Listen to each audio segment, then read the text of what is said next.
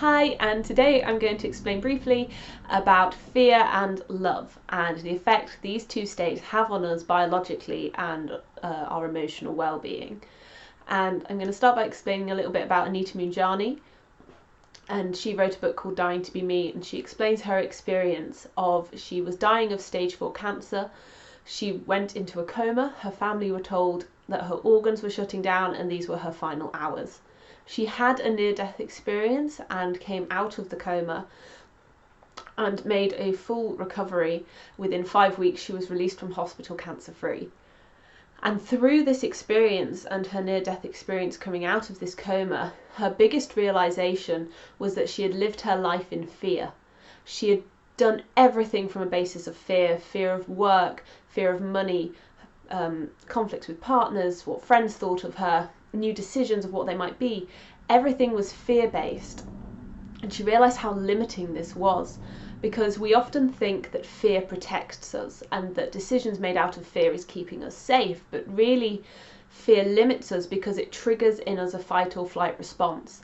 And when our body goes into this, we release the stress hormones of adrenaline and cortisol as well, and this triggers our body to go into fight or flight response, which, if it's just a one-time response for originally, if you're being chased by a tiger, that's great, it will do its job.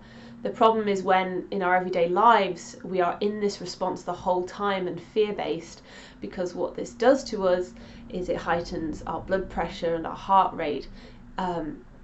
It dampens our immune system and suppresses it so that we are unable to deal with illness if we get it, as well as if we're in a state of relaxation.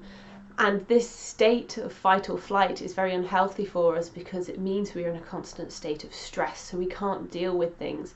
And then mentally, this fear keeps us in these negative thoughts, and we get locked into sort of a cycle of it. And what Anita Moorjani realised is she'd been doing this, and the biggest change that she had to make and what she understood is that you have to live life through love and in a state of love, because truly it's love that keeps you safe. And she used the example of you'd stop a child from touching a flame out of love.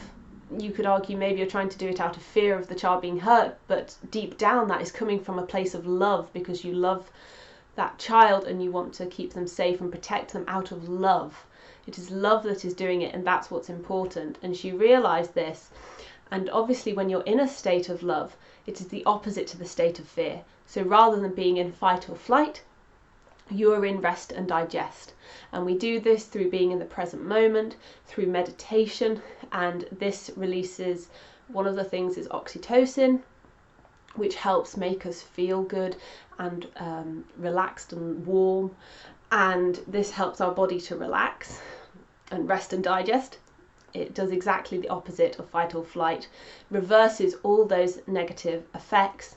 The immune system works properly so that you can actually fight off things better if you become ill, and be able to come from a place of love and trust, to be able to live life more fully. You're not limited by fear anymore. You can do anything from a place of love because you have that security and trust there, and you're in that state of relaxation.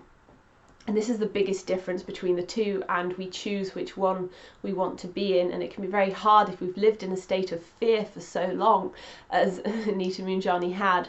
And it took something as great as her experience to make her realise she'd been doing that. And her message is she really hopes people can realise this in their lives sooner, and so that they can start living in a place of love and can start to live life that way and really enjoy it. So I will put a link to her book below, and also to a fantastic TED talk she did as well, that's only 20 minutes I believe, and fantastically explains it and her experience and the power and beauty of love and living in it. So I hope you guys enjoy.